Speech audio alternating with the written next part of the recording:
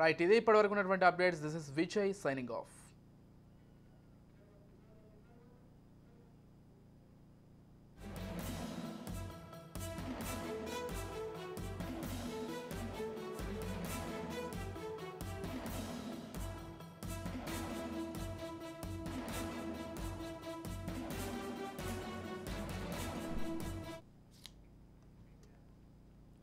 Delhi liquor scam కేసులో BRS MLC Kalvakuntla కవితకు ఉచ్చు బిగుస్తోంది. ఇప్పటికే అరెస్ట్ అయ్యి ఈడీ కస్టడీలో ఉన్న కవిత విషయంలో ఈడీ అధికారులు మరో సంచలన నిర్ణయం తీసుకున్నారు. మొదట 7 రోజుల కస్టడీ తర్వాత ఇప్పుడు మరో 3 రోజుల పాటు రిమాండ్ పొడిగించిన విషయం తెలిసిందే. అయితే ఓపీ కస్టడీలో భాగంగా కేసు గురించి లోతుగా విచారణ చేస్తున్న ఈడీ మరోవైపు కవిత ఆస్తులపై ఆరా తీసే పనిలో పడింది. ఇప్పటికే ఆమె భర్త అనిల్, ఆడపడుచు అఖిలతో పాటు పలువురు బంధువుల ఇళ్లలో ఈడీ అధికారులు సోదాలు నిర్వహించారు. వారి ఆస్తులు, లావాదేవీలపై ఆరా తీసింది. కాగా ఇప్పుడు ఈడీ అధికారులు నిజామాబాద్పై ఫోకస్ పెట్టినట్లు తెలుస్తోంది.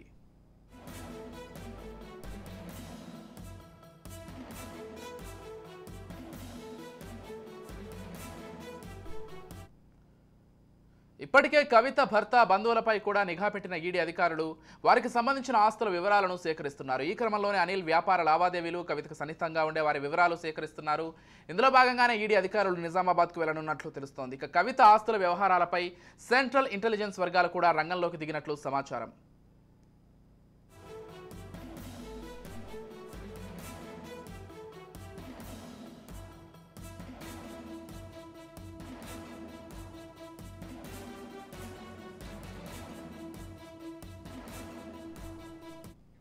కవిత ఆస్తులకు సంబంధించి ఎవరైనా బినామీలు ఉన్నారా అనే కోణంలోనూ ఈడీ అధికారులు విచారణ చేస్తున్నట్లు సమాచారం.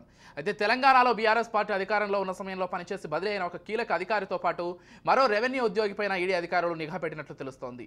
వీళ్ళిద్దరికి సంబంధించిన పూర్తి వివరాలను ఈడీ అధికారులు సేకరిస్తున్నట్లు సమాచారం. ఇలాంటి అన్ని వివరాలు సేకరించిన తర్వాత ఈడీ అధికారులు నిజామాబాద్కు రానున్నట్లు సమాచారం. మరోవైపు కేసులో కవిత మేనల్లుడు మేకా శరణ్ పేరును కూడా ఈడీ ప్రస్తావించింది. కవిత ఇంట్లో జరిపిన సోదాల్లో మేకా శరణ్ ఫోన్ లభించిందని, 2 సార్లు పిలిచిన శరణ్ విచారణకు రాలేదని న్యాయస్థానానికి ఈడీ తెలిపింది. అయితే సౌత్ లాబీ డబ్బు లావాదేవీల్లో శరణ్తే కీలక పాత్ర ఉందని భావిస్తోంది ఈడీ. కవితకు మేకా శరణ్ అత్యంత సన్నిహితుడని, అరెస్టు సమయంలోనూ అతని ఇంట్లోనే ఉన్నాడని ఈడీ తన అఫిడవిట్లో పేర్కొంది. అరెస్టు సమయంలో శరణ్ ఫోన్ను సీజ్ చేసి పరిశీలించగా అందులో సౌత్ లాబీకి సంబంధించిన లావాదేవీల సమాచారం గుర్తించినట్లు ఈడీ తెలిపింది. దీంతో శరణ్ మీద కూడా ఈడీ దృష్టి సారించింది. రైట్, ఇక ఇదే అంశానికి సంబంధించి మరింత సమాచారం అందించడానికి మా crime bureau chief Inna Reddy phone ద్వారా సిద్ధంగా ఉన్నారు. చెప్పండి ఇన్నారెడ్డి, అసలు మొత్తంగా కవిత విషయంలో ఏం జరుగుతోంది, కేసుకు సంబంధించి పూర్తి అప్డేట్స్ ఏంటి? విజయ్, మనం గమనించవచ్చు, ఎప్పుడైతే లిక్కర్ స్కామ్ కు సంబంధించిన వ్యవహారంలో దాదాపుగా 100 కోట్లు పార్టీ ఫండ్ గా ఇవ్వడమే కాకుండా దాని తర్వాత 192 కోట్లకు పైబడి వీళ్ళు రకరకాలుగా, అంటే ఈ ఢిల్లీ లిక్కర్ స్కామ్ పాలసీకి సంబంధించిన వ్యవహారంలో సౌత్ కంపెనీకి సంబంధించిన డీల్ చేయడంలో కవిత చాలా కీలకంగా వ్యవహరించింది. ఆమె కింగ్ పిన్ గా ఉందని చెప్పి అన్నది వాస్తవం. దాని తర్వాత దీంట్లో ప్రధానంగా మనం గమనిస్తే ఎప్పుడైతే కవిత అరెస్ట్ అయిందో, అరెస్ట్ అయిన టైంలో ఈడీ అధికారులతో పాటు ఇన్కమ్ ట్యాక్స్ అధికారులు కూడా రావడం జరిగింది.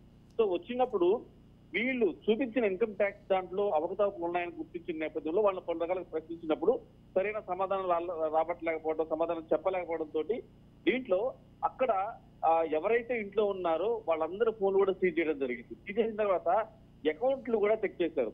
దీంతో ఎన్ఫోర్స్మెంట్ డైరెక్టరేట్ కి కొన్ని లీక్లు, అంటే ఇన్కమ్ ట్యాక్స్ అధికారులు చేసినప్పుడు ఎక్కడైతే వీళ్ళ అకౌంట్ సంబంధించిన వ్యవహారంలో ట్యాక్సులు కట్టే వ్యవహారంలో కొంత అనుమానాస్పద అకౌంట్లు ఉండటం,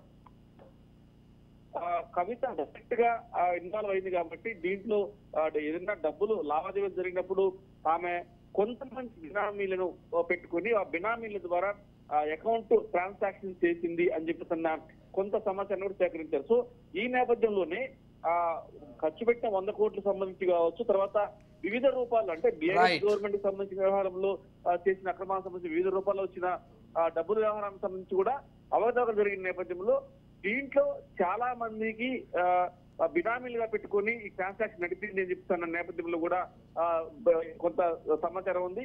లిక్కర్ స్కామ్ లో ఎక్కువగా ఎన్ఫోర్స్మెంట్ డైరెక్టరేట్ బినామీల మీదనే ఫోకస్ చేసి ఆ దిశగా ఎంక్వైరీ చేసిన తెలుస్తా ఉంది. Vijay, right, thank you Inna Reddy.